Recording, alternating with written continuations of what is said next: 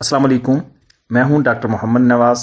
آپ سن رہے ہیں رمضان ریڈیو وولفز 87.8 پروگرام دعوت فکر کے سلسلہ میں سورہ حجرات کے تیسرے حصے پہ آج ہم گفتگو کریں گے۔ 2 پروگرامات پہلے سورہ حجرات پہ ہو چکے ہیں۔ آج ہم اس کی اگلی آیات کا مطالعہ کریں گے اور اس میں سمجھنے کی کوشش کریں گے کہ اللہ تعالیٰ ہم سے کیا فرماتا ہے، اور اللہ تعالیٰ اپنی اور اپنے نبی صلی اللہ علیہ وآلہ وسلم کی اطاعت کے حوالے سے، فالو کرنے کے حوالے سے اللہ تعالیٰ ہم پہ کیا ذمہ داری عائد کرتا ہے۔ بسم اللہ الرحمن الرحیم۔ وَاعْلَمُوا أَنَّ فِيكُمْ رَسُولَ اللَّهِ لَوْ يُطِيعُكُمْ فِي كَثِيرٍ مِّنَ الْأَمْرِ لَعَنِتُّمْ وَلَكِنَّ اللَّهَ حَبَّبَ إِلَيْكُمُ الْإِيمَانَ وَزَيَّنَهُ فِي قُلُوبِكُمْ وَكَرَّهَ إِلَيْكُمُ الْكُفْرَ وَالْفُسُوقَ وَالْعِصْيَانَ أُولَٰئِكَ هُمُ الرَّاشِدُونَ۔ یہ آیت نمبر 7 ہے۔ اس میں اللہ تعالیٰ فرماتا ہے، اور جان لو کہ تم میں اللہ کا رسول صلی اللہ علیہ وآلہ وسلم ہے، موجود ہے۔ اگر وہ بہت سے کاموں میں تمہارا کہا مان لیں تو یقیناً تم مشکل میں پڑ جاؤ، لیکن اللہ نے تمہارے لیے ایمان کو محبوب بنا دیا اور اسے تمہارے دلوں میں مزین کر دیا۔ اس نے کفر اور گناہ کو اور نافرمانی کو تمہارے لیے ناپسندیدہ بنا دیا۔ یہی لوگ ہدایت والے ہیں۔ یہاں اللہ تعالیٰ صحابہ کرام رضوان اللہ تعالیٰ علیہ مجمعین سے مخاطب ہے، اور اللہ انہیں یہ فرماتا ہے کہ نبی صلی اللہ علیہ وآلہ وسلم آپ کے درمیان موجود ہیں، اور جب آپ صلی اللہ علیہ وآلہ وسلم کسی مسئلے میں فیصلہ فرما دیں تو تم آپ صلی اللہ علیہ وآلہ وسلم کی بات کو فالو کرو۔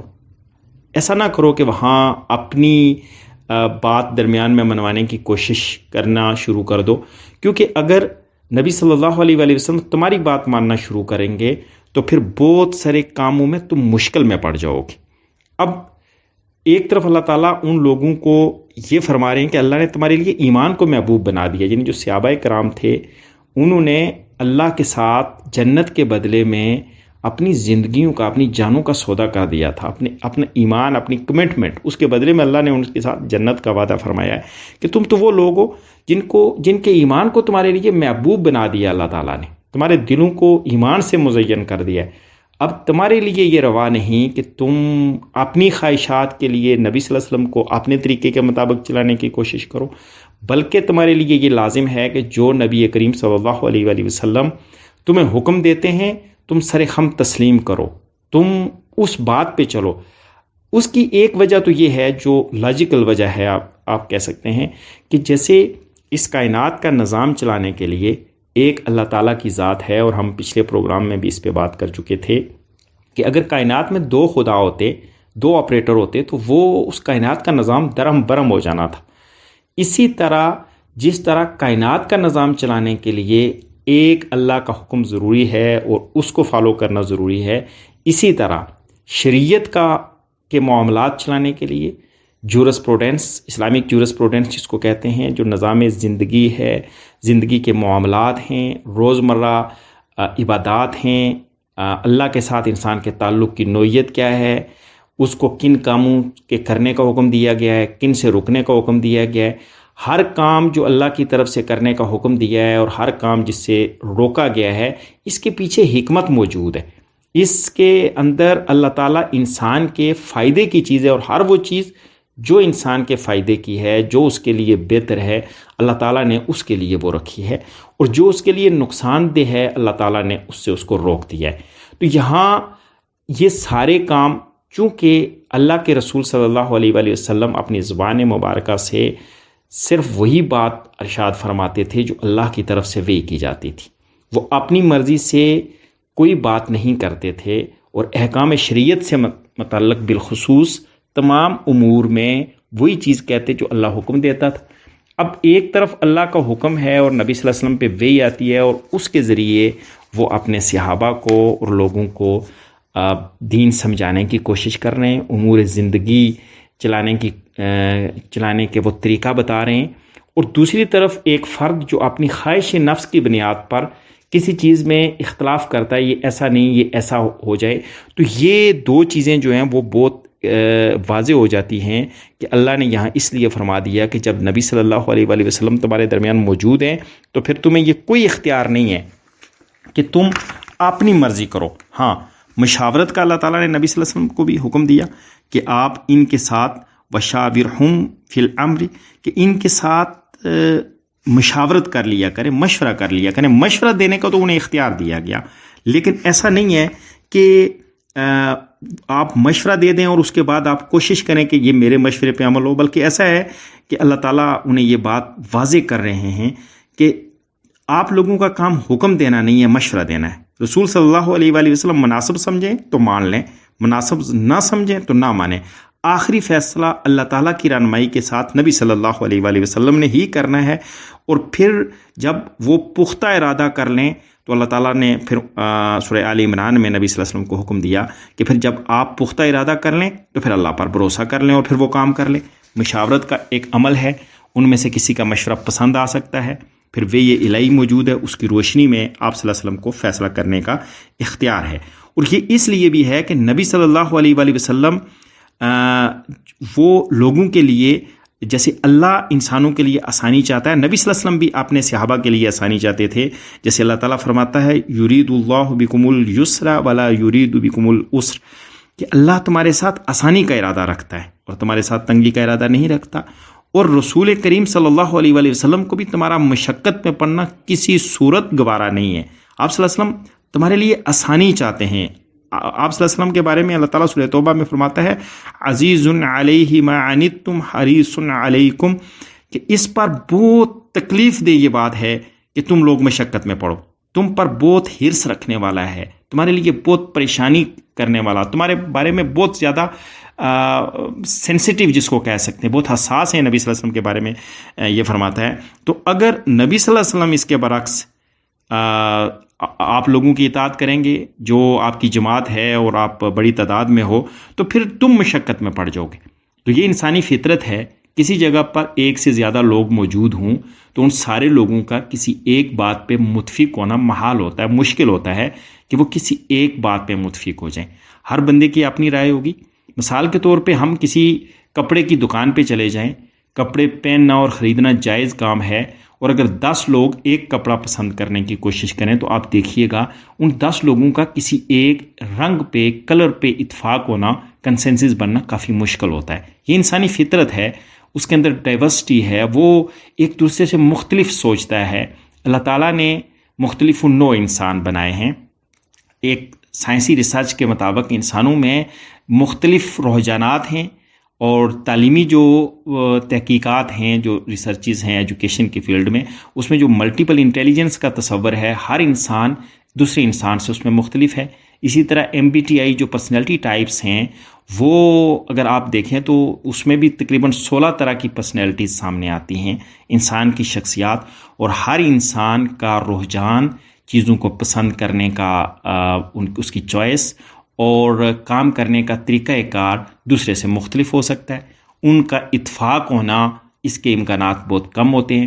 اب اس صورت میں لازمی یہ ہے کہ آپ ایک بندے کو فالو کریں، آپ ایک ہستی کو فالو کریں، جو حکم دے آپ اس کو مان لیں، اور جس سے وہ روکے آپ اس سے رک جائیں۔ اب وہ ہستی اللہ تعالیٰ کی ذات ہے، اور اللہ کی رہنمائی میں، اللہ تعالیٰ کی وحی کی روشنی میں میرے اور آپ کے پیارے نبی حضرت محمد مصطفیٰ صلی اللہ علیہ وآلہ وسلم وہ ہستی ہیں جن پہ ہمارا اتفاق ہو سکتا ہے، جس پہ صحابہ کرام کا اتفاق ہو سکتا ہے۔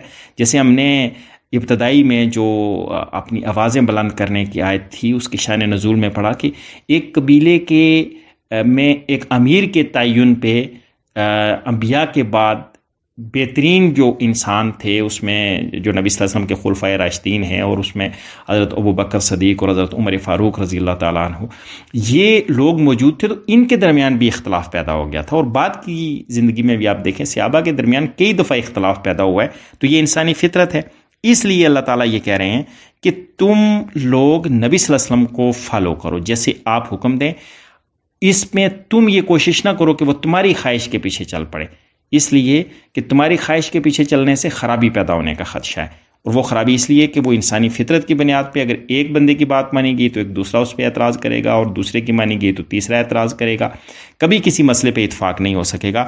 اور یہ اس لیے اللہ تعالیٰ ساتھ ان کو یہ بھی بتا رہا ہے کہ اللہ تعالیٰ نے تمہارے دلوں کو ایمان سے مزین کیا ہے، نافرمانی کو تمہارے لیے ناپسندیدہ بنا دیا ہے، اور یہی لوگ ہیں ہم الراشدون، یہی لوگ ہیں جو ہدایت پانے والے ہیں۔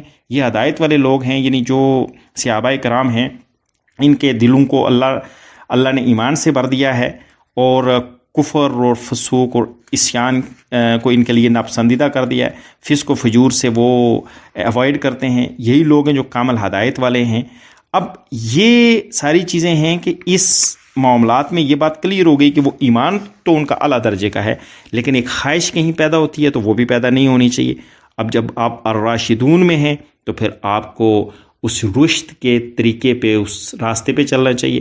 پھر اللہ تعالیٰ فرماتے ہیں فضلا من اللہ و نعمہ واللہ علیم حکیم، اللہ کی طرف سے فضل اور نعمت کی وجہ سے، اور اللہ سب کچھ جاننے والا اور کمال حکمت والا ہے۔ یہاں یہ ہے کہ اللہ فضل اور رحمت کی وجہ سے، اور وہ فضل اور رحمت اس وجہ سے ہے کہ آپ لوگوں کے دل ایمان سے مزین ہیں، آپ کے دلوں میں کھوٹ نہیں ہے، نیت میں کسی برائی کا یا کسی خرابی کا شائبہ نہیں ہے، بلکہ کسی اجتہادی غلطی کی بنیاد پر آپ کچھ اور سوچ رہے ہیں، اور آپ نبی صلی اللہ علیہ وسلم کو اپنی بات سنانے کی کوشش کر رہے ہیں اور اس کے اوپر لانے کی کوشش کر رہے ہیں۔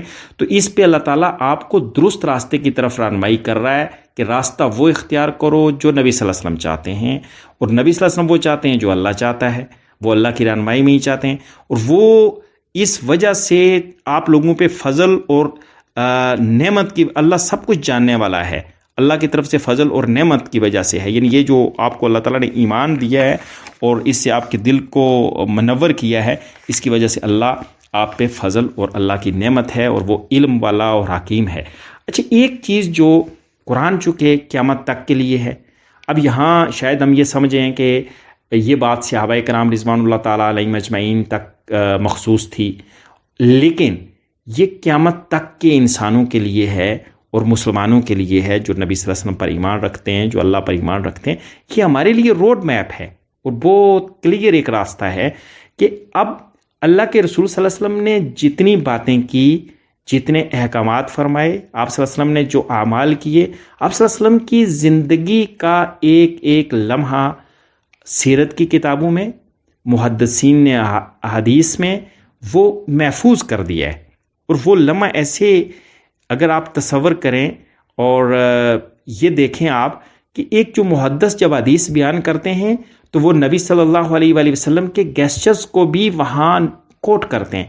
جیسے ایک حدیث شریف کا مفہوم ہے کہ نبی صلی اللہ علیہ وسلم نے فرمایا کہ جس کو اللہ تعالیٰ نے 3 بیٹیاں عطا کی یا 3 بہنیں عطا کی، تو اس نے ان کی بہترین تربیت کی، اس پہ وہ پریشان نہیں ہوا بلکہ اللہ کی رحمت سمجھ کے ان کو قبول کیا، ان پہ خرچ کیا۔ تعلیم اور تربیت کے بعد جب ان کی شادی کی عمر آئی تو انہیں خوش دلی سے رخصت کیا۔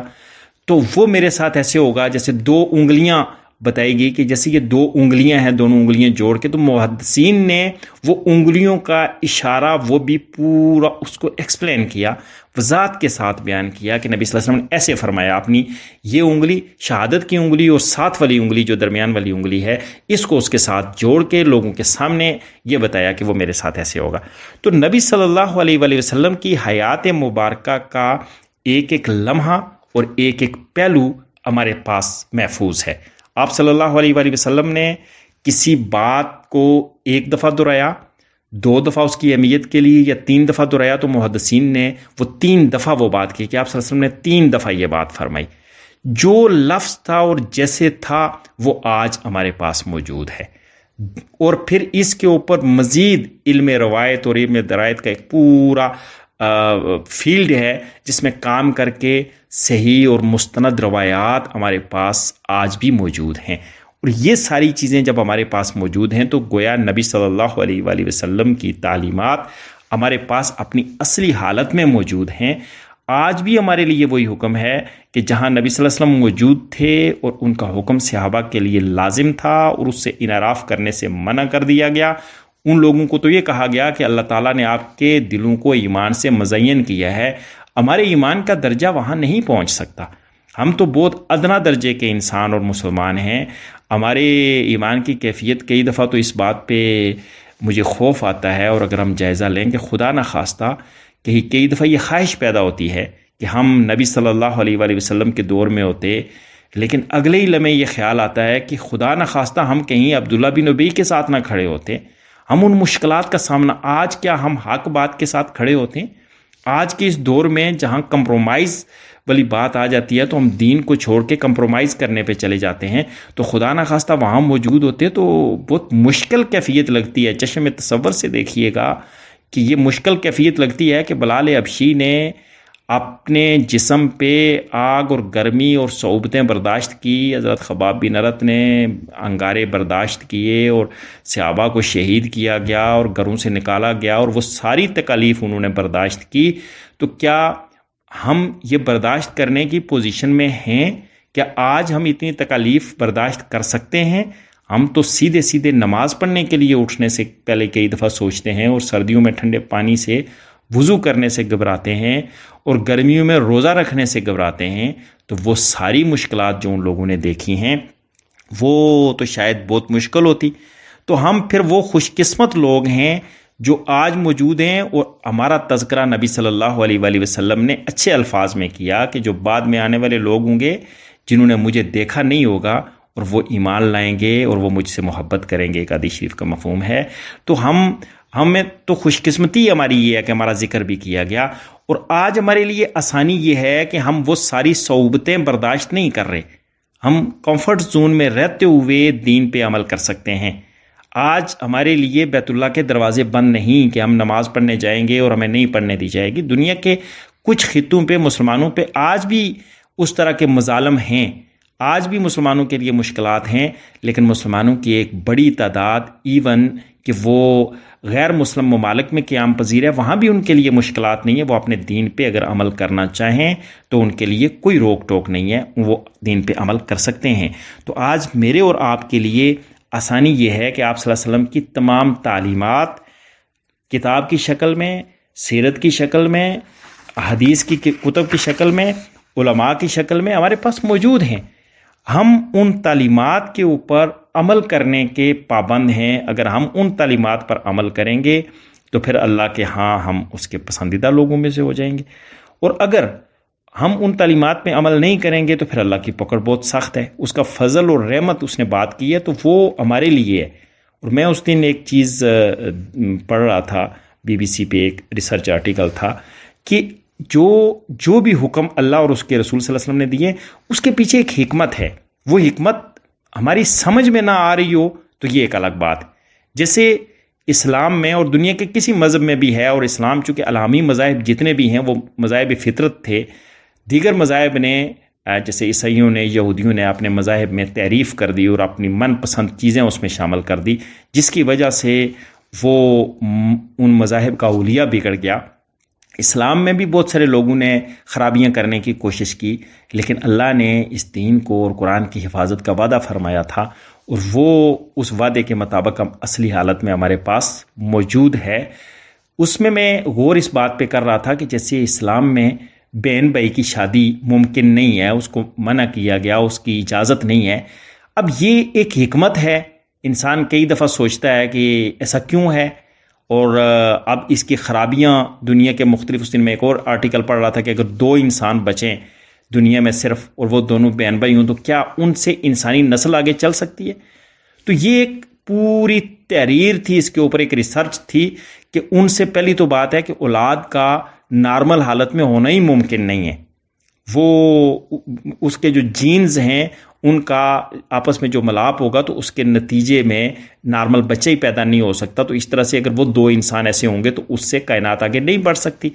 اب دوسری طرف آپ یہ دیکھ لیجئے گا کہ ہمارے ہاں جو کزن میرجز ہیں، جو آپ کے فرسٹ ریلیشنز کے اندر جو شادیاں اسلام میں اجازت تو ان کی ہے، ان کے اندر بھی جتنا قریبی ریلیشن ہوگا ان کے اندر جو بچے پیدا ہوتے ہیں ان میں کوئی نہ کوئی بیماری، کوئی مسائل ہوتے ہیں، اور وہ کزن میرجز کو اب تقریباً اس کی زیادہ حوصلہ افزائی نہیں کی جاتی. کچھ اس میں کامیاب بھی ہوتی ہیں، وہ ناجائز نہیں ہے، اس کی اجازت ہے، لیکن اس میں مسائل ہیں، اور جتنا آپ کا قریبی رشتہ ہوگا، جو محرم رشتے ہیں، تو وہاں یہ اس لیے منع کیا گیا ہے کہ ان محرم رشتوں کے نتیجے میں سائنسی طور پہ، سائنس نے آج پروو کیا ہے، تو یہ تو آغاز سے ہی، چونکہ دین فطرت ہے تو یہ فطرت کے ہی خلاف ہے، اور وہ اس فطرت کے خلاف اس لیے ہے کہ اس کے نتیجے میں سائنس یہ کہتی ہے کہ انسانی نسل کا آگے بڑھنا ممکن نہیں ہے۔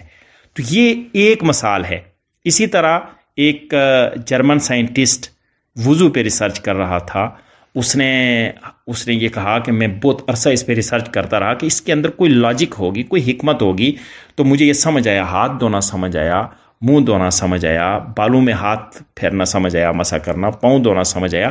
جو یہ گردن پہ دو دو انگلیاں بگو کے مسح کیا جاتا ہے، گردن پہ انگلیاں ماری جاتی ہیں دو دو، یہ اس کی مجھے سمجھ نہیں آئی۔ تو میں نے جب ریسرچ کی تو مجھے اس ریسرچ کا نتیجہ یہ ملا کہ اگر آپ روزانہ 2 دفعہ 3 دفعہ یہ عمل کرتے ہیں تو اس کے نتیجے میں گردن توڑ بخار سے بندہ محفوظ رہتا ہے۔ اسی طرح آپ سجدے کے اندر حکمت دیکھیں کہ ہمارے جسم میں جب الیکٹرک کرنٹ جو ہے وہ زیادہ ہو جاتا ہے، اور میرے ساتھ ذاتی طور پہ کئی دفعہ یہ کیفیت ہوتی ہے کہ جب آپ کارپیٹ میں اور پکی جگہ پہ رہیں، مٹی میں نہ چلیں، تو جسم میں آپ کسی لوہے کی چیز کو ہاتھ لگائیں تو آپ کو کرنٹ محسوس ہوتا ہے کہ جیسے الیکٹرک کرنٹ ہوتا ہے، تو بڑا شدید جھٹکا لگتا ہے۔ تو اس کرنٹ کو ارتھ میں کنورٹ کرنے کے لیے، اس طرف شفٹ کرنے کے لیے، آپ جب زمین پہ سجدہ کرتے ہیں، وہ کسی پتھر پہ، ننگی زمین پہ ہو یا مٹی پہ ہو، تو وہ جسم سے وہ چیزیں زمین میں شفٹ ہوتی ہیں اور انسان کو راحت محسوس ہوتی ہے۔ جب آپ سجدہ کرتے ہیں تو آپ کے خون، آکسیجنیٹڈ بلڈ جو ہے وہ آپ کے برین کی طرف جاتا ہے، آپ کے دماغ کی طرف وہ آکسیجن ملا خون جاتا ہے، جس سے انسان کو سکون ملتا ہے۔ تو یہ وہ چیزیں ہیں۔ اس طرح کی ہر مسئلے میں، یہ دانت صاف کرنے کا، جیسے مسواک پہ نبی صلی اللہ علیہ وسلم نے بہت فوکس کیا، تو یہ میں BBC کے جو صحت پروگرام ہے اس کے اوپر میں پڑھ رہا تھا کہ دانتوں میں جو بیکٹیریا ہوتے ہیں تو وہ کہتے ہیں کہ 2 دفعہ 3 دفعہ 5 دفعہ تک آپ کو مسواک کرنی چاہیے تاکہ بیکٹیریا وہاں رک نہ سکیں۔ وہ اگر رکتے ہیں تو اس سے بیماریاں پیدا ہوتی ہیں۔ تو سائنس تو آج پہنچی، تو نبی صلی اللہ علیہ وسلم نے 1400 سال پہلے فرمایا کہ جو نماز وضو سے پہلے مسواک کی جائے اس کا اجر کئی گنا زیادہ ہے۔ تو یہ موٹیویشن تھی۔ تو کہنے کا مطلب یہ ہے کہ نبی صلی اللہ علیہ وسلم کی جتنی تعلیمات ہیں اس کے پیچھے ایک حکمت ہوتی ہے، اور وہ حکمت اس لیے ہے کہ اللہ تعالیٰ انسانوں کا خالق اور مالک ہے، اس نے انسان کو پیدا کیا ہے، وہ انسان کا مالک ہے، وہ بہتر جانتا ہے کہ انسان کے لیے کون سی چیز فائدے والی ہے اور کون سی چیز نقصان والی ہے۔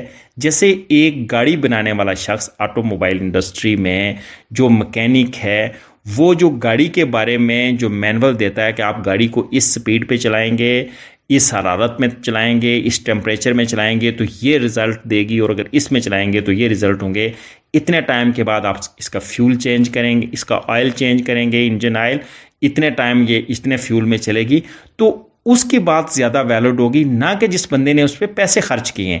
پیسے ہونے کے باوجود جس بندے نے گاڑی بنائی ہے وہ اس کے بارے میں زیادہ انفارمیشن رکھتا ہے اور اس کی ادائیات زیادہ امپارٹنٹ ہوں گی۔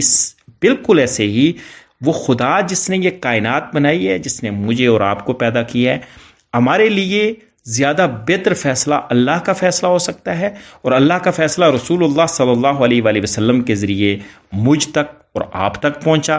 اور اب ہمارے لیے آج کے دن میں آپ صلی اللہ علیہ وآلہ وسلم کی تعلیمات، آپ کے احکامات، آپ کی احادیث، آپ کے اعمال، آپ کی سنتیں ہمارے پاس موجود ہیں۔ اب ہمارے لیے بھی اللہ کا وہی حکم ہے کہ نبی صلی اللہ علیہ وسلم کی وہ ساری چیزیں ہمارے ہاں موجود ہیں، اور ہم میں سے کسی کے لیے یہ گنجائش نہیں کہ ان کی وائلیشن کی جائے، ان کو چھوڑ کے آگے بڑھا جائے اور زندگی کو اپنے طریقے سے گزارنے کی کوشش کی جائے۔ اگر ہم زندگی کو اللہ کی مرضی سے گزاریں گے تو آخرت میں من پسند زندگی ملے گی، پھر جنت میں جائیں گے، اور زندگی کو اپنی مرضی سے گزاریں گے تو آخرت میں پھر ہمارے لیے بڑی سخت پکڑ ہوگی۔ تو نبی صلی اللہ علیہ وآلہ وسلم کی بات کو ماننا اور آپ صلی اللہ علیہ وسلم کی سنت کو فالو کرنا ہمارے لیے فلاح کا راستہ یہی ہے، اور وہ ہر وہ کام جو آپ صلی اللہ علیہ وسلم نے بتایا وہ میرے اور آپ کے لیے وہ خیر کا ذریعہ ہے، اس میں کہیں بھی برائی کا کوئی شائبہ یا کسی نقصان کا شائبہ نہیں ہو سکتا۔ اس کام کی بنیاد پر ہی ہم فلاح کی طرف جا سکتے ہیں۔ ہمیں زندگی کے تمام امور میں اللہ اور اس کے رسول صلی اللہ علیہ وآلہ وسلم کو فالو کرنا چاہیے، اس کی کوشش کرنی چاہیے، اس راستے پہ چلنا چاہیے جو راستہ فلاح کی طرف جاتا ہے۔ ملتے ہیں ایک بریک کے بعد اگلے حصے کے ساتھ۔ السلام علیکم۔ بریک کے بعد خوش آمدید۔ سورہ حجرات کی اگلی آیت میں اللہ تعالیٰ فرماتے ہیں، بسم اللہ الرحمن الرحیم، وَإِن طَائِفَتَانِ مِنَ الْمُؤْمِنِينَ اقْتَتَلُوا فَأَصْلِحُوا بَيْنَهُمَا فَإِن بَغَتْ إِحْدَاهُمَا عَلَى الْأُخْرَى فَقَاتِلُوا الَّتِي تَبْغِي حَتَّى تَفِيءَ إِلَى أَمْرِ اللَّهِ فَإِن فَاءَتْ فَأَصْلِحُوا بَيْنَهُمَا بِالْعَدْلِ وَأَقْسِطُوا إِنَّ اللَّهَ يُحِبُّ الْمُقْسِطِينَ۔ اور اگر ایمان والوں کے دو گروہ آپس میں لڑ پڑے تو دونوں کے درمیان صلح کرا دو۔ پھر اگر دونوں میں سے ایک دوسرے پر زیادتی کرے تو اس گروہ سے لڑو جو زیادتی کرتا ہے، یہاں تک کہ وہ اللہ کے حکم کی طرف پلٹ آئے۔ پھر اگر وہ پلٹ آئے تو دونوں کے درمیان انصاف کے ساتھ صلح کروا دو اور انصاف کرو، بے شک اللہ تعالیٰ انصاف کرنے والوں سے محبت کرتا ہے۔ اب اس آیت میں ایک بڑی سماجی ذمہ داری کی طرف توجہ مبذول کروائی گئی ہے۔ یہ انفرادی زندگی میں بھی اور اجتماعی زندگی میں بھی، یہ ریاستی امور سے لے کر آپ کے گھر تک اور ذاتی زندگی تک اس کا اطلاق ہوتا ہے کہ مسلمانوں کے اگر دو گروہ یا دو گروہوں سے زیادہ، آپ اس کو یہ دیکھ لیں کہ وہ دو ملک ہو سکتے ہیں، وہ دو ریاستیں ہو سکتی ہیں، وہ دو قبیلے ہو سکتے ہیں، وہ دو خاندان ہو سکتے ہیں، وہ دو افراد ہو سکتے ہیں، ان کے درمیان اگر لڑائی ہو جائے تو پھر ان کے درمیان صلح کروا دو۔ اب اس مسئلے میں اگر ہم دیکھیں تو آپ آج کے دور میں دیکھیں تو کہیں اگر کوئی لڑائی ہو جاتی ہے تو پھر ہوتا کیا ہے کہ ہم بحیثیت مسلمان اپنی ذمہ داری ادا کرنے کے بجائے اس لڑائی کو ہوا دینے کی کوشش کر رہے ہوتے ہیں۔ ایک گروپ کے ساتھ کھڑے ہو جاتے ہیں اور دوسرے کو بھی ہم لوپ میں رکھے ہوئے ہوتے ہیں، کئی جگہوں پہ منافقت کا مظاہرہ کر رہے ہوتے ہیں، کئی جگہوں پہ بے جا ایک بندے کے ساتھ کھڑے ہوتے ہیں۔ اب اس میں اللہ نے واضح ہدایات دے دی ہیں کہ ایک پہلا تو حکم دیا کہ صلح کروا دو، اور پھر یہ ہے کہ اگر ان دونوں میں سے وہ غلط فہمی کی بنیاد پہ بھی لڑائی ہو سکتی ہے، لیکن اگر کوئی ایک فریق دوسرے پر زیادتی کرے تو اس گروہ سے لڑو جو زیادتی کرتا ہے۔ اب یہ اس سے اگلا درجہ ہے۔ پہلا تو ہے کہ اگر کسی غلط فہمی کی بنیاد پہ، کسی کنفیوژن کی بنیاد پہ ان میں مسائل پیدا ہوئے ہیں، ان مسائل کو حل کرنے کی کوشش کرو اسی جگہ پر، لیکن پھر بھی اگر کوئی ایک گروہ نہیں مانتا اور وہ زیادتی کرتا ہے تو زیادتی کرنے والے کو روکو اور کمزور کے ساتھ کھڑے ہو جاؤ اور اس سے لڑو۔ لڑنے کا مطلب یہ ہے کہ پھر آپ کمزور فریق کی طرف سے لڑنے کے لیے کھڑے ہوں گے، اور یہاں تک کہ وہ اللہ کے حکم کی طرف پلٹ آئے، اور اگر وہ پلٹ آئے تو پھر آگے ہے کہ پھر زیادتی کرنے کا حکم نہیں ہے۔ پلٹنے کے بعد یہ ہے کہ جب وہ پلٹ آئے تو پھر حکم یہ ہے کہ پھر تم اس کو انصاف کے ساتھ، عدل کے ساتھ ان کے درمیان صلح کروا دو۔ پھر ایسا نہیں ہے کہ ہماری لڑائی ہو گئی تھی اور اب ہمارے پاس واپسی کا کوئی راستہ نہیں ہے۔ جب لڑائی کے بعد کوئی ایک گروہ بھی واپسی کی کوشش کرتا ہے، یہاں تک کہ اس نے زیادتی کی اور آپ نے اس سے زیادتی روکنے کے لیے لڑائی بھی کی ہے، تو اس کے بعد جب وہ توبہ کرتا ہے تو پھر اس کو اس وقت چھوڑ دو اور انصاف کے ساتھ صلح کروا دو۔ اللہ تعالیٰ کو صلح پسند ہے۔ اللہ کو معاملات میں، آپس کے معاملات کا یکسو ہونا لوگوں کا یہ پسند ہے۔ ایک حدیث شریف کا مفہوم ہے کہ جب دو مسلمانوں کے درمیان کسی مسئلے پہ نزاع پیدا ہوتا ہے، لڑائی ہوتی ہے، اور جو شخص حق پہ ہونے کے باوجود لڑائی سے نکل جاتا ہے، جھگڑے کو چھوڑ دیتا ہے، اللہ تعالیٰ اس کے لیے جنت میں گھر کا وعدہ کرتے ہیں۔ اور یہ تو ہم روزانہ کی زندگی میں کئی دفعہ یہ چیز کر سکتے ہیں۔ ہمارا کئی جگہوں پہ لڑائی ہوتی ہے اور پھر ہم یہ کہتے ہیں کہ ہم اس سے واپس نہیں آتے، ہم انا اپنی کی بنیاد پر اس لڑائی کو بڑھانے کی کوشش کرتے ہیں۔ اس سے رجوع کرنا، اس سے واپس ہو جانا، اس سے رک جانا، اس جھگڑے کو ختم کر دینا، یہ اللہ کے ہاں بڑا پسندیدہ عمل ہے۔ اب یہ کئی دفعہ لڑائی کسی غلط فہمی کی بنیاد پہ بھی ہو سکتی ہے، اور کئی دفعہ کسی پوری پلاننگ کے ساتھ بھی ہو سکتی ہے اس میں یہ بتایا گیا اس آیت میں کہ مسلمانوں کی باہمی لڑائی کے موقع پر ان لوگوں پر لازم ہے جو اس لڑائی میں شریک نہیں ہیں کہ لڑنے والوں کے درمیان صلح کروا دیں. ان کے لیے جائز نہیں کہ وہ مسلمانوں کو لڑتے ہوئے ان کے حال پر چھوڑ دیں اور تماشا دیکھتے رہیں. اور آج کے دور میں تو اور زیادہ عالمیہ ہے جب سے یہ سوشل میڈیا اور موبائل کا ٹائم آیا ہے. کہیں اگر کوئی بندوں کے درمیان لڑائی ہو رہی ہو، وہ لڑائی بعض اوقات قتلوں تک وہ نوبت پہنچ جاتی ہے، اور لوگوں کی ایک بڑی تعداد تماشا دیکھتے ہوئے موبائل پہ ویڈیو بنا رہے ہوتے ہیں، ان کو چھڑانے کی کوشش نہیں کرتے. یہ انسانی ویلیوز تیزی سے ختم ہو رہی ہیں. یہ اسلام کے احکامات تو ہیں، اوورآل بھی انسان کی یہ فطرت ہے، چونکہ ہر انسان فطرت پہ پیدا ہوتا ہے. یہاں تک کہ وہ اگر اسلام دین پہ نہیں بھی رہتا تو کچھ نہ کچھ فطرت کی چیزیں اس کے اندر موجود رہتی ہیں. وہ فطرت سے مکمل طور پہ انحراف نہیں کرتا، اور یہ اس کے اندر فطری جذبہ ہوتا ہے کہ کہیں اگر لڑائی ہو رہی ہو تو ایک تیسرا، دو بندوں کے درمیان یا دو گروہوں کے، تو تیسرا گروہ اس کو ختم کرنے کی کوشش کرتا تھا. وہ بلا تخصیص مذہب یہ چیزیں ہوتی تھی، اور مسلمانوں کو تو بدرجہ اولا اس پہ عمل کرنا چاہیے کہ اس لڑائی کو ختم کرنے کی کوشش کریں. لیکن بدقسمتی سے اس وقت ہم تماشبین بنتے جا رہے ہیں. اس کے بارے میں ایک حدیث شریف ہے کہ قباء میں رہنے والے لڑ پڑے، حتیٰ کہ انہوں نے بخاری شریف کی ایک حدیث ہے کہ حتیٰ کہ انہوں نے ایک دوسرے پر پتھر پھینکے. رسول اللہ صلی اللہ علیہ وآلہ وسلم کو خبر ملی تو آپ صلی اللہ علیہ وآلہ وسلم نے فرمایا ہمارے ساتھ چلو تاکہ ہم ان کے درمیان صلح کروائیں. اور انس رضی اللہ تعالیٰ عنہ بیان کرتے ہیں کہ رسول اللہ صلی اللہ علیہ وآلہ وسلم سے عرض کیا گیا کہ اگر آپ عبداللہ بن ابی کے پاس جائیں تو بہتر ہے. تو آپ صلی اللہ علیہ وآلہ وسلم گدھے پر سوار ہو کر گئے. مسلمان بھی آپ کے ساتھ پیدل چلنے لگے. وہ زمین شور والی تھی. جب رسول اللہ صلی اللہ علیہ وآلہ وسلم اس کے پاس آئے تو وہ کہنے لگا مجھ سے دور رہو، اللہ کی قسم تمہارے گدھے کی بدبو سے مجھے تکلیف ہو رہی ہے. ایک انصاری صحابی نے کہا اللہ کی قسم رسول اللہ صلی اللہ علیہ وآلہ وسلم کے گدھے کی خوشبو تجھ سے اچھی ہے. عبداللہ بن ابی کی طرف سے اس کی قوم کا ایک آدمی غصے میں آ گیا اور دونوں نے ایک دوسرے کو برا بھلا کہا. پھر دونوں طرف سے دونوں کے حمایتی مشتعل ہو گئے اور چھڑی اور ہاتھوں اور جوتوں کے ساتھ ایک دوسرے کو مارنے لگے.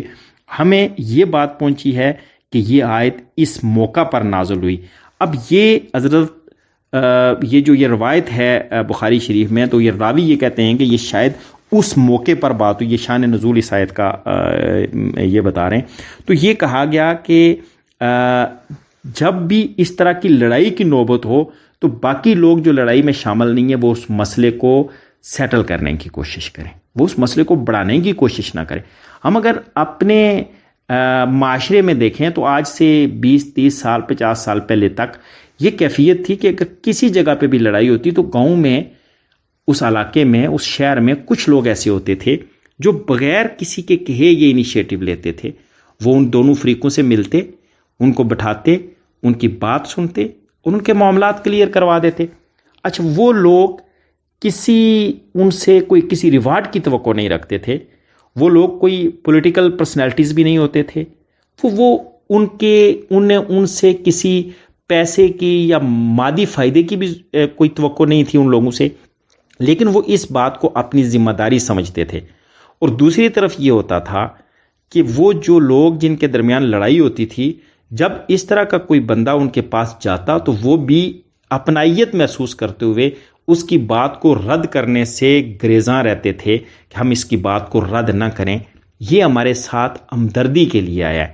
چونکہ وہ صلح کروانے والا بندہ بھی ہمدردی کی بنیاد پر جاتا تھا اور وہ پوری نیک نیتی کے ساتھ اس کے پاس جاتا تھا، اور اسی طرح جو اگلا بندہ ہے وہ بھی یہ سمجھتا تھا کہ اس نیت کی بنیاد پر مجھے اس کی بات ماننی چاہیے.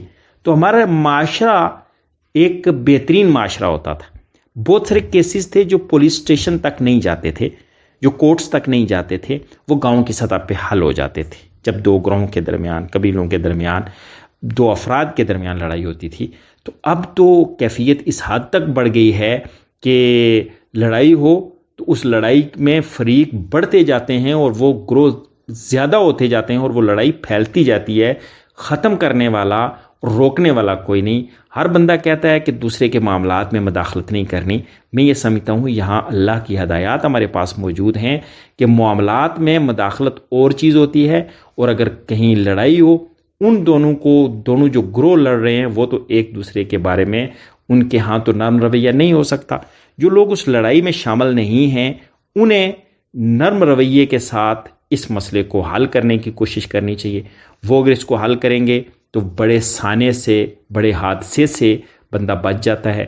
اور ایک روایت کا مفہوم ہے کہ یہ جو لڑائی ہے یہ چونکہ شیطان انسانوں کے دلوں میں وسوسے ڈالتا ہے اور لڑائی کرواتا ہے کہ وہ اپنے بندوں کو, وہ اپنے غلاموں کو, اپنے چیلوں کو وہ روزانہ فیلڈ میں بھیجتا ہے کہ آپ جاؤ اور انسانیت کو گمراہ کرو. شام کو لوگ آتے ہیں اور وہ اس کو بتاتے ہیں, اچھا وہ کارگزاری ان سے سنتا ہے, آپ نے کیا کیا؟ وہ بتاتا ہے جی میں نے ایک انسان کو زنا پہ راغب کیا. ٹھیک ہے, اس کو اپریشیٹ کرتا ہے, بیچ دیتا ہے. پھر دوسرے سے پوچھتا ہے آپ نے کیا کیا؟ وہ کہتا ہے چوری پہ راغب کیا, اس سے چوری کروائی. اور وہ کرتے کرتے کرتے اور پتہ ہے وہ سب سے زیادہ کس بات پہ خوش ہوتا ہے؟ جب اس کو یہ بتایا جاتا ہے کہ میں نے 2 انسانوں کی آپس میں لڑائی کروائی. اور اس کو وہ اتنا زیادہ اس پہ شیطان خوش ہوتا ہے جو انسانوں کی لڑائی پہ. اور ایک روایت میں آتا ہے کہ سب سے زیادہ وہ اس بات پہ خوش ہوتا ہے کہ 2 انسانوں میں سے بھی میاں بیوی کے درمیان لڑائی ہو, تو اس پہ وہ سب سے زیادہ خوش ہوتا ہے. تو یہ تصور یہ ہے کہ معاشرے کو ایک بہترین اور مثالی معاشرہ کب بن سکتا ہے؟ جب 2 لوگوں کے درمیان کسی غلط فہمی کی بنیاد پر لڑائی ہو رہی ہو تو جو لوگ اس لڑائی میں شامل نہیں ہیں وہ اس لڑائی کو ختم کرنے کی کوشش کریں. یہ پہلا درجہ ہے کہ اس کو لڑائی کو ختم کرنے کی کوشش کی جائے.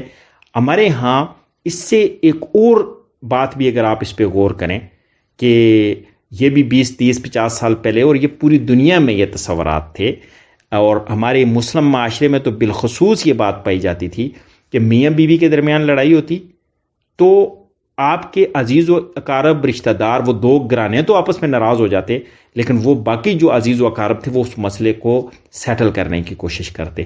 اس وقت کیفیت یہ ہے کہ لڑائی بعد میں ہوتی ہے اور طلاق پہلے واقع ہو جاتی ہے. اس حد تک جذباتیت ہے کہ تصور سے باہر ہے. اس سارے مسئلے میں سمجھتا ہوں کہ ہم جو اللہ کے احکامات سے روگردانی کر رہے ہیں کہ اللہ کا حکم ہے کہ معاملات میں, لڑائی میں, کنفلکٹ میں اس کو ریزالو کرنے کے لیے لوگ جمع ہو جائیں, لوگ مل کے اس مسئلے کو حل کریں.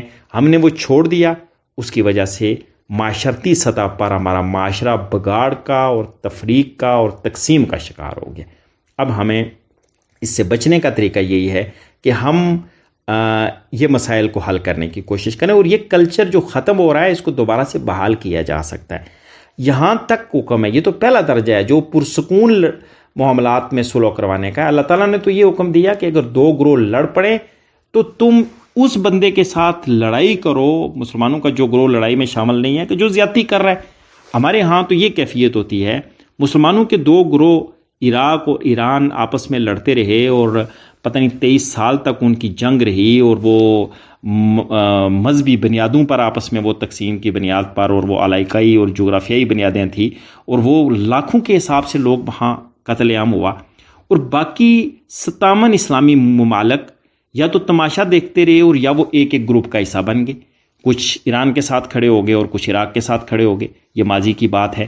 اب پھر آپ دیکھ لیں ماضی قریب میں سعودی عرب اور ایران کے درمیان ایک تنازع تھا.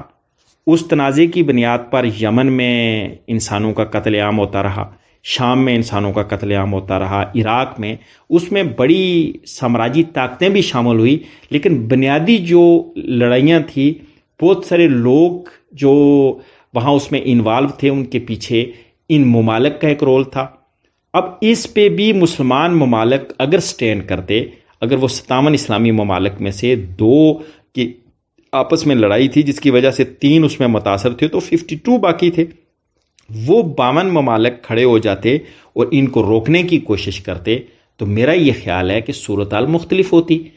اب پچھلے دنوں سعودی عرب اور ایران کا آپس میں راضی نامہ ہوا, اور حیرت انگیز بات یہ ہے کہ یہ بڑی میرے لیے خوشی کی خبر تھی کہ اس سے یمن کی لڑائی بھی ختم ہو جائے گی, اس سے شام کے اندر لڑائی بھی کم ہو جائے گی, اس میں عراق میں جو مسلح گروہ سنی شیعہ کی بنیاد پہ آپس میں لڑائی کر رہے ہیں وہ بھی رک جائیں گے. لیکن المیہ یہ ہے کہ اس ساری لڑائی اور اس راضی نامے کے اندر مسلمان ممالک کا کردار نہ ہونے کے برابر ہے. اور یہ اس کو لیڈ کس نے کیا ہے؟ چائنا نے لیڈ کیا ہے. چین جو ایک غیر مسلم ملک ہے اور وہاں کے اکثریتی لوگوں کا مذہب تو بدھ ہے، لیکن وہ بحیثیت اسٹیٹ کمیونسٹ اسٹیٹ ہے، لادین اسٹیٹ ہے، وہ کسی مذہبی ویلیو اور اقدار پہ یقین نہیں رکھتا. اس نے جا کے ان دو ممالک کو جو اللہ پر، اللہ کے رسول پر، اللہ کی کتاب پر یقین رکھتے ہیں، جنہیں ایک امت بنا کے بھیجا گیا، جو اس بات کو مانتے ہیں کہ اللہ قرآن مجید میں فرماتے ہیں وَتَعْصِمُوا بِحَبْلِ اللَّهِ جَمِيعًا وَلَا تَفَرَّقُوا، وہ اس بات کو بھی مانتے ہیں، اس آیت پہ بھی ایمان رکھتے ہیں، قرآن پہ بھی ایمان رکھتے ہیں، نبی صلی اللہ علیہ وسلم کی سیرت پہ بھی ایمان رکھتے ہیں. وہ یہ بھی دعویٰ کرتے ہیں کہ ہم ایک اللہ، ایک رسول، ایک قرآن کی بنیاد پر ایک امت ہیں. پھر وہ آپس میں لڑائی لڑ رہے ہیں، اور وہ لڑائی بنیادی طور پہ مذہب کی لڑائی نہیں ہے، وہ لڑائی انا کی لڑائی ہے، وہ ملکوں کی ہوس گیری کی لڑائی ہے، وہ اپنے اختیارات کو وسعت دینے کی لڑائی ہے. وہ اس لڑائی کے اندر وہ انوالو ہو گئے، اور ایک غیر مسلم ملک وہ ذمہ داری کا مظاہرہ کرتے ہوئے مسلمانوں کے دو گروہوں کی جو لڑائی ہے وہ اس میں وہ مسئلہ حل کرنے کی کوشش وہ کرتا ہے. حالانکہ ہونا یہ چاہیے کہ مسلمانوں کو یہ فرمایا گیا انما المؤمنون اخوۃ فاصلحوا بین اخویکم، مومن تو آپس میں بھائی ہیں، سو اپنے دو بھائیوں کے درمیان صلح کروا دو. وہ بھائی، جیسے میں نے پہلے کہا، وہ گھر میں دو بھائی لڑائی ہو سکتی ہے، اور وہ دو مسلمان ممالک کی آپس میں لڑائی ہو سکتی ہے. تو یہ ذمہ داری کس کی بنتی ہے؟ یہ ذمہ داری ان مسلمان ممالک کی ہے جو اس لڑائی میں شامل نہیں ہے. لیکن یہاں ذاتی مفادات کی بنیاد پر کوئی بندہ، کوئی ملک اس مسئلے کو سیٹل کرنے کے لیے تیار نہیں. اور جب وہ تیار نہیں تو اس کے نقصانات آپ دیکھ لیں. گھر تقسیم ہے، ہمارے بھائی آپس میں تقسیم ہے، خاندان تقسیم ہے، علاقے تقسیم ہیں، اور اس سے اوپر چلے جائیں تو ملک وہ صوبائی بنیادوں پر عصبیتیں پائی جاتی ہیں، اور اس سے اوپر چلے جائیں تو اقوام کی آپس میں اور نیشنلزم کی بنیاد پہ اور علاقائیت کی بنیاد پر، جغرافیے کی بنیاد پر، مسلکوں کی بنیاد پر ہماری تقسیم در تقسیم ہے. اللہ ہمیں اکٹھا رکھنا چاہتا ہے، وہ ہمیں حکم دیتا ہے کہ تم اکٹھے رہو، تم آپس میں بھائی ہو، تم ایک دوسرے کا احترام کرو. مسلمان کی عزت، اس کی جان، اس کا مال، وہ حرمت والے ہیں، وہ تمہارے لیے اس کا احترام تمہارے لیے لازم ہے. اور ایک مسلمان کی حرمت، ایک مسلمان کی جان کی حرمت، ایک روایت کا مفہوم ہے کہ بیت اللہ سے بڑھ کے ہے، اللہ کے گھر سے بڑھ کے وہ مسلمان کی حرمت ہے. اور ہم یہ کرتے ہیں کہ انسانوں کا قتل عام کرتے ہیں، اور پھر بیت اللہ جا کے یہ سمجھتے ہیں کہ شاید وہ چیزیں ہماری برابر ہو گئی ہیں اور ہم بہت نیک ہیں. ہماری یہ تصورات خراب ہونے کی وجہ سے ہم آج بحیثیت مسلمان قوم پوری دنیا میں ذلیل ہو رہے ہیں. تو ضرورت اس امر کی ہے کہ ہم جہاں بھی ہمارے مسلمانوں کا آپس میں لڑائی ہو، ہم اس میں رول پلے کریں. اب دوسرا یہ فرمایا گیا اس سے آگے کہ جب ان کی لڑائی ہو تو جو زیادتی کرے اس کے ساتھ لڑو. اب اس میں آپ دیکھ لیں، ایک تو مسلمان گروہوں کی زیادتی ہے. ہمارے ہاں تو غیر مسلم جو ہیں وہ مسلمانوں پہ ظلم کر رہے ہیں. جیسے کشمیر میں انڈیا نے جابرانہ قبضہ کیا ہوا ہے، کشمیریوں کا قتل عام ہو رہا ہے. ہم 75 سال سے اس کا تماشا دیکھ رہے ہیں. اور کیا یہی کیفیت ہے؟ یہ ایک طرف تو ہے نا آپسی لڑائی، وہ سیٹل کروانی چاہیے. اسی طرح اس مسئلے میں ہمیں کردار ادا کرنا ہمارے لیے لازم ہے، ہم اس میں کردار ادا کریں. دنیا میں کسی بھی جگہ پر مسلمان، یہ ہمارے پڑوس میں افغانستان میں مسلمانوں کے گروہ سوویت یونین کے نکلنے کے بعد آپس میں لڑتے رہے. شمالی اتحاد اور طالبان کی جو آپس کی لڑائی تھی، اس کے اندر کتنے لوگوں کا قتل عام ہوا. ہم نے کبھی اس میں کوئی وہ مؤثر کردار جو مسلم امہ کا بنتا تھا وہ کردار ادا کرنے کی کوشش کی؟ وہ کردار نہیں ادا کیا گیا. اور یہ کہا گیا کہ اگر اس طرح کا مسئلہ ہو تو کمزور کے ساتھ کھڑے ہو جاؤ. ظلم کے بارے میں یہ ہے کہ اس کو یہ فرمایا گیا کہ اس کو پہلی بات تو یہ ہاتھ سے روکو. ہاتھ سے نہیں روک سکتے تو زبان سے روکو، اور زبان سے نہیں روک سکتے تو پھر سب سے کمزور درجہ اور ایمان کا نچلا درجہ یہ ہے کہ تم اپنے دل میں اس کو برا خیال کرو، اور یہ سب سے آخری درجہ ہے. اس درجے سے پھر نیچے درجہ نہیں ہے، اور یہاں سے نفاق یعنی منافقت کا درجہ شروع ہو جاتا ہے. تو مسلمانوں کو، میرے اور آپ کے لیے مشعل راہ یہ ہے، بحیثیت انڈیویجول ہم شاید ممالک کا آپس میں راضی نامہ تو نہیں کروا سکتے، صلح نہیں کروا سکتے، لیکن ہمارے گھروں میں ہمارے بھائیوں کے درمیان لڑائیاں ہوتی ہیں. اگر ایک گھر میں 5-6 بہن بھائی ہیں تو 2 کے درمیان لڑائی ہے، تو باقی 4 اگر ان 2 کو کسی ایک بات پہ یکسو کرنا چاہیں تو ان کے لیے مشکل نہیں ہوتی. وہ سمجھائیں، اور پھر اگر وہ یہ سمجھتے ہیں کہ یہ بندہ زیادتی کر رہا ہے تو وہ کمزور کے ساتھ کھڑے ہو جائیں اور زیادتی کرنے والے کو روکیں. تو اخلاقی بنیادوں پہ پریشر ڈال کے لڑائی کی بھی شاید ضرورت نہ پڑے، اس مسئلے کو حل کروایا جا سکتا ہے. ہم تو انا میں اس حد تک آگے جا چکے ہیں کہ ہم دین کی بنیادوں کو بھول چکے ہیں، ہم اللہ کے احکامات کو چھوڑ چکے ہیں.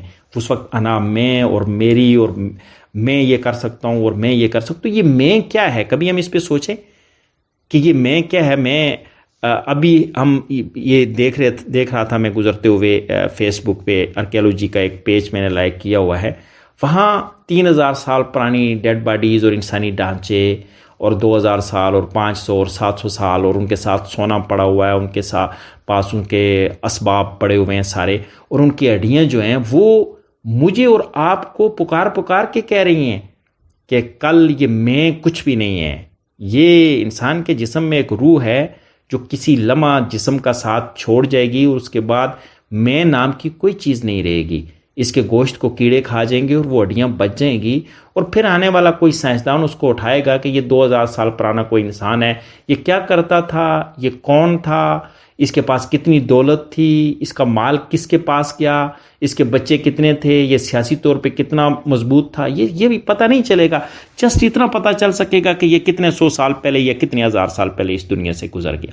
وہ ایک انسان تھا، بس وہ ایسے ہی انسان تھا جیسے زمین کے نیچے سے کچھ اور منرلز، کچھ جانوروں کے ڈھانچے برآمد ہوتے ہیں اور پھر کسی انسان کا ڈھانچہ بھی برآمد ہو جائے. یہ انسان ہے. اور اللہ کی اتنی بڑی کائنات میں انسان کی حیثیت ہی کیا ہے جو وہ میں کی بنیاد پہ لڑائیاں شروع کرتا ہے. پہلے تو اس کو خود لڑائی نہیں کرنی چاہیے، اور دوسری بات کہ جب یہ لڑائی ہو تو پھر ہماری ذمہ داری ہے کہ اس کو ہم ختم کرنے کی کوشش کریں. اور جیسے شیطان سب سے زیادہ کسی بات پہ خوش ہوتا ہے نا، تو وہ خوش ہوتا ہے کہ 2 بندوں کی آپس میں لڑائی ہو جائے، 2 گروہوں کی لڑائی ہو جائے. تو اللہ تعالیٰ پتہ ہے کس بات پہ خوش ہوتا ہے کہ 2 بندوں کا راضی نامہ ہو جائے. آپ ساری رات نوافل پڑھیں، سارا دن روزہ رکھیں، اس سے بڑھ کے اللہ کے ہاں یہ اجر ہے کہ آپ 2 مسلمانوں کی آپس میں صلح کروا دیں. اور ایک حدیث شریف کا مفہوم ہے کہ جب 2 مسلمان دل میں کینہ رکھے بغیر ایک دوسرے سے ملتے ہیں، ہاتھ ملاتے ہیں، مسافہ کرتے ہیں، تو اللہ تعالیٰ ان کو ایک دوسرے سے الگ ہونے سے پہلے اللہ تعالیٰ ان کے گناہ معاف کر دیتے ہیں. تصور کیجئے گا کہ اللہ کے ہاں مسلمانوں کا آپس میں گٹھا ہونا، بھائیوں کا آپس میں گٹھا ہونا، یہ کتنا امپارٹنٹ ہے. اور اگر تو ہمیں اس سارے مسئلے میں جب کبھی لڑائی ہو جائے تو ہمارا رویہ پتہ ہے یہاں کیا ہوتا ہے. ہم یہ کہتے ہیں کہ یہ 2 بھائیاں لڑ رہے ہیں، تو کوئی بندہ کہے تو ہم کہتے ہیں ہمیں دونوں برابر ہیں. میرے بھائیوں، بہنوں، بزرگوں، یہ دونوں برابر نہیں ہوتے. آپ کو کسی ایک کو جو درست ہے اس کو درست اور جو غلط ہے اس کو غلط کہنا پڑے گا. یہ جو خرابیاں پیدا ہوتی ہیں نا، یہ جب ہم یہ کہتے ہیں دونوں برابر ہیں ہمارے لیے، یہ خرابی پیدا ہوتی ہے. جو غلط ہے ہمیں اپنے اندر اخلاقی جرأت پیدا کرنی چاہیے کہ ہم اسے کہیں کہ آپ یہاں غلطی کر رہے ہو، اور اگر آپ یہ زیادتی کرو گے تو ہم آپ کو روکنے کی کوشش کریں گے. یہ بھائیوں کے درمیان صلح کروانا بھی ایسے ہی ہے جیسے نماز پڑھنے کا حکم ہے. قرآن میں نماز بھی اللہ نے ہمارے اوپر فرض کی، اور اسی رب نے کی، اور اسی قرآن میں ہی کہا ہے، اور یہ صلح کا حکم بھی اسی قرآن میں دیا ہے. بندہ نماز تو پڑھ رہا ہو، بھائیوں کے درمیان صلح کی کوشش نہ کرے تو بنیادی طور پہ وہ اللہ کے ایک حکم کو مان رہا اور ایک کی نافرمانی کر رہا ہے. اور پھر اللہ فرماتا ہے کہ اس کے بعد ہو سکتا ہے کہ ہم زیادتی کرنے والے کے خلاف کھڑے ہو جائیں اور ہماری اس کے ساتھ لڑائی ہو جائے. لڑائی کے بعد وہ بندہ رجوع کر لے تو پھر ہمیں اس انا پہ نہیں رہنا کہ تم تو چونکہ میرے خلاف لڑے تھے لہٰذا میں اب تمہیں معاف نہیں کروں گا. یہ نہیں ہے. پھر اس کے بعد یہ حکم دیا گیا ہے کہ اس کے بعد جب وہ اس سے رجوع کر لے تو پھر تم اس کو معاف کر دو. پھر فرمایا انما المؤمنون اخوة فاصلحوا بین اخویکم واتقوا اللہ لعلکم ترحمون، کہ مسلمان آپس میں بھائی ہیں، ان کے درمیان صلح کرو، اللہ سے ڈرو تاکہ تم پہ رحم کیا جائے. یعنی ان کے ساتھ صلح کے ساتھ ساتھ، اور یہ صلح کیوں ہے؟ اللہ کے خوف کی بنیاد پر، تقوی کی بنیاد پر، اللہ سے تعلق کی بنیاد پر. اس کے بدلے میں ریوارڈ کہیں بھی نہیں آتا. تو اس سارے مسئلے میں ہمیں یہ کوشش کرنی ہے کہ ہم اپنا رول ادا کریں اس سارے معاملے میں، اور انصاف سے کام لیں اور کسی جگہ کسی زیادتی نہ کریں. اگر ہم یہ کرتے رہیں گے اور اسلام کی بنیاد پر، دین کی بنیاد پر، جب ہم ایک قوم ہیں، ایک ملت ہیں، آپس میں بھائی بھائی ہیں، خونی رشتہ نہ بھی ہو، تب بھی ہمارے درمیان کہیں اگر مس انڈرسٹینڈنگ پیدا ہو تو پھر ہمیں اس کو دور کرنا چاہیے. نبی صلی اللہ علیہ وسلم کی اس حدیث شریف کے ساتھ بات کو کلوز کرتے ہیں کہ مسلمان کا بھائی ہے، نہ اس پر ظلم کرتا ہے اور نہ اسے بے یار و مددگار چھوڑتا ہے. اللہ تعالی ہمیں عمل کی توفیق عطا فرمائے، ہمیں اپنے معاملات میں انصاف کی توفیق اور ہمت دے، اور ہمیں اگر کہیں ہمارے مسلمان بھائی آپس میں کشیدگی میں ہیں، کوئی گروپ، کوئی گروہ، کوئی خاندان، تو ہمیں ان کے درمیان صلح والا مثبت کردار ادا کرنے کی توفیق عطا فرمائے. وما علینا الا البلاغ المبین.